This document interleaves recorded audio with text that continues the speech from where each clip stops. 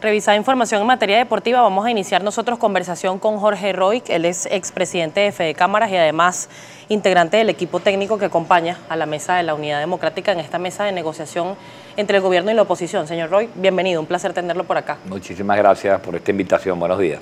Bueno, un poco actualizar, señor Roig, la información. Ayer se suspendió el encuentro, pues no fue ni la delegación del gobierno ni la delegación de la oposición.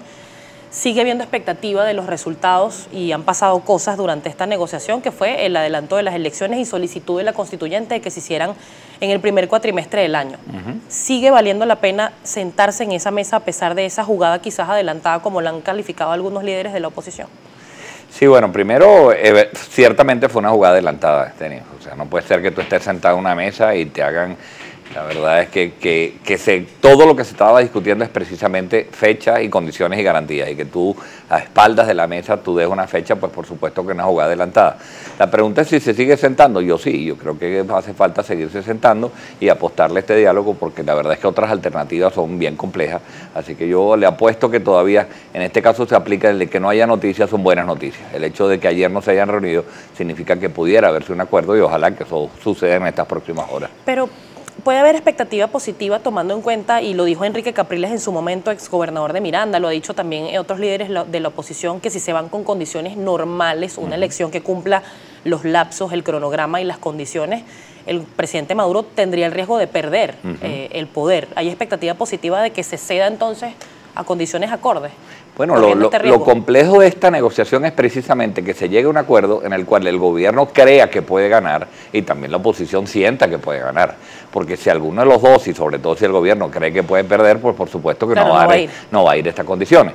Y el tema está muy complejo, porque sí, Jorge Rodríguez dice que bueno, que hemos acordado todo y que faltan dos condiciones, pero eso es como que alguien que se está divorciando dice, bueno, hemos acordado con el lápiz que vamos a pintar el divorcio y que vamos a firmar y en qué registro vamos a firmar, pero no han acordado quién se queda con los niños y quién se queda con los reales. O sea, lo más grueso es lo que realmente está por discutirse, y lo por discutirse son la fecha, que la fecha es la que te dicen si puede haber garantías para un proceso limpio y transparente o no. O sea, si tú me pones una fecha mañana, es imposible que haya una investigación y una auditoría internacional correcta, no pueden abrir los registros del interior, por eso es que es importante señalar la fecha. Y en estos momentos están concentrados en que la fecha sea lo suficientemente prudente para que se abran las garantías posibles para que participe la oposición con cierta libertad y con un proceso que sea medianamente aceptable y transparente. Ha habido un silencio del Consejo Nacional Electoral en todo este proceso, al menos de las elecciones presidenciales. La presidenta del CNE, Tibisay Lucena, no se vio ni siquiera los resultados de las elecciones municipales. Y ayer finalmente se activa un directorio luego de este llamado del presidente Maduro de que el lunes se tenía que conocer la fecha. ¿Qué lectura se le da? ¿Se sigue señalando al CNE como un brazo político del gobierno del presidente? Sí, por supuesto. Y uno de los puntos de discusión fundamentales en este momento del proceso de negociación es que el Ministerio del Poder Electoral deje de ser un Ministerio del Poder Electoral y se convierta en lo que tiene que ser, un árbitro medianamente confiable. Es el país y el mundo el que no acepta el CNE. Venezuela no acepta la figura de Tibisay Lucena, desincentiva la votación, solamente su presencia ahí. Entonces uno de los puntos de negociación fue que se cambiara, como se tiene que cambiar, la señora Tibisay Lucena tiene su lapso vencido, ha debido cambiarse, y que fuera ni siquiera 3-2, esto ha debido ser 5 árbitros independientes, pero bueno, vamos a poner que no estamos en Finlandia ni en Narnia, entonces hay que llegar a uno que hubiera podido ser 2, 2 y 1, con lo cual yo no estoy de acuerdo, ojalá que hubieran sido 5 independientes. Yo no he visto un partido de fútbol donde tuvo Venezuela contra Colombia, donde me pongas un árbitro venezolano, uno colombiano y uno neutral, los 3 tienen que ser neutrales, y aquí han debido ser todos neutrales. Pero bueno, como eso no va a ocurrir, lo mejor que hubiera podido ocurrir es 2-2-1, y eso lamentablemente no está procediendo en el proceso de negociación. En estos momentos el juego está trancado también porque el gobierno está absolutamente empeñado de que sea 3-2 y además con la presencia de Tibisay Lucena. Es muy cuesta arriba lograr que se cumplan los lapsos al menos, o sea, que la elección se convoque en los 6 meses que incluso dice el reglamento. Claro, pero sí es que la fortaleza que tiene la oposición, la gran fortaleza que tiene la oposición es que todo lo que está pidiendo, absolutamente todo, está en la Constitución, en las leyes.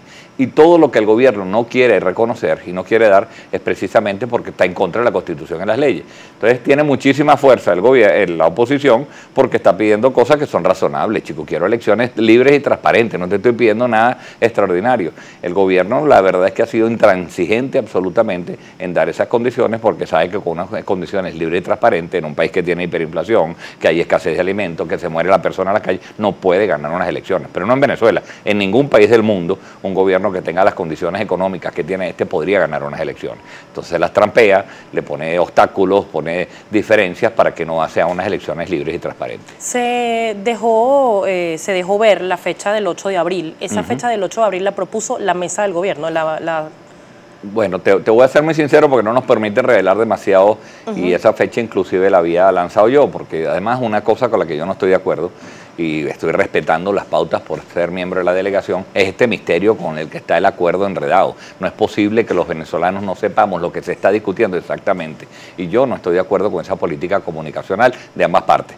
A mí lo que deberíamos hacer es que todo el Venezuela supiera lo que se está discutiendo y Venezuela opine sobre cuál. Yo entiendo que esa cosa es muy delicada porque en estos momentos hay posiciones encontradas dentro del seno de la oposición. Hay algunos que son más proclives a un acuerdo más que no es tan bueno y otros que están dispuestos a no firmar si hay un mal acuerdo.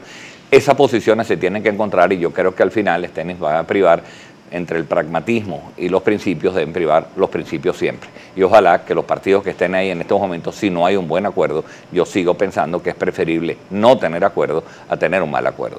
Entonces no se ha revelado. Lo que sí se reveló es la fecha. Los cancilleres habían puesto una fecha que era para junio y esa fecha era una fecha con la que se podría vivir. Lamentablemente, y se cumplen los lapsos, son 6 meses. Y se cumplen los lapsos, exactamente, se cumplía, por eso es que lo hizo. Los cancilleres lo que están es respetando la ley. Lamentablemente el gobierno vino le puso unas condiciones a la Asamblea Nacional Constituyente, la instruyó, usted ponga una fecha y sale la Asamblea Nacional Constituyente, no sabemos de dónde, apresurados a poner una fecha en el primer cuatrimestre, que eso indica que va a ser o el 8 o el 29 o el 15, uno de los 3 domingos del mes de abril. Y lamentablemente pues el gobierno ha puesto el 8, ojalá que sea para las máximas posibilidades de negociación que pueda haber, pero parece que está intransigente con que se cumpla lo que la ANACE ya cumplió, ofreció, que lamentablemente no da tiempo para las garantías que estamos pidiendo. ¿Cuál es el papel, según su opinión, señor Roy, de la sociedad civil? Porque ciertamente el líder es el que lleva el barco, es la cabeza que tiene que guiar a la gente por una hoja de ruta clara que, no es un secreto, no la hay en este momento, al menos para el sector de la oposición, porque el presidente Nicolás Maduro, a pesar que no hay un lapso claro y que no hay cronograma, ya él está en campaña, pero la oposición todavía no decide ni siquiera el método o con quién van a ir a medirse con el presidente Nicolás Maduro. Pero ¿qué papel juega la gente? La gente exige, la gente reclama, la gente tiene dudas, tiene expectativas. Tienes toda la razón, y tu pregunta es extraordinaria porque pareciera que hemos delegado todo este proceso a un grupo de líderes de los partidos políticos y la verdad es que la sociedad debería estar primero. Hemos perdido lo más importante que teníamos, que es que la forma de resolver nuestros conflictos fuera precisamente a través del voto. Si perdemos eso, yo no sé cuál es el destino. A mí todo el mundo me ha criticado que porque estamos en una mesa de negociación, estoy en una mesa de negociación porque no tengo otra opción. No es porque me encante estar negociando con personas que no cumplen normalmente sus acuerdos y además soy tan escéptico como puede ser cualquiera. Pero evidentemente yo no tengo otras opciones. Otras opciones es que si vienen los marines a Puerto Cabello, bueno, felicito al que tiene esas informaciones, o que va a haber una epifanía democrática del señor Vladimir Padrino. Yo no sé nada de eso. Yo lo que sí sé es que los problemas se resuelven en una mesa de negociación y le apuesto a ellos. Y estoy ahí como representante de la sociedad civil, no estoy como representante de ningún partido político. Pero creo que a la sociedad civil en estos momentos lo que le hace falta es primero exigir, independientemente de este proceso de negociación, unas elecciones libres y transparentes de verdad. Si este proceso no se da, seguir exigiendo unas elecciones que nos permitan escoger, no permitan votar, y creo que en este momento pues se está organizando la sociedad civil, ya hemos visto pronunciamientos de Fede Cámaras, de la Conferencia Episcopal, del Colegio de Abogados, creo que está empezando a ocurrir una matriz de opinión de que lo que queremos los venezolanos son elecciones libres y transparentes. Señor Roy, tenemos que hacer una pausa comercial. Al regreso me gustaría conversar con usted ayer también en esta locución del ministro Jorge Rodríguez. Él decía que se había acordado la observación internacional.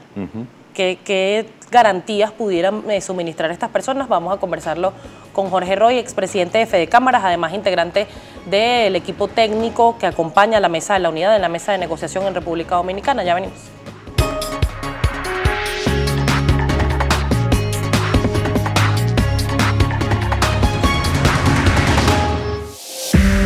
Usted está viendo Primera Página.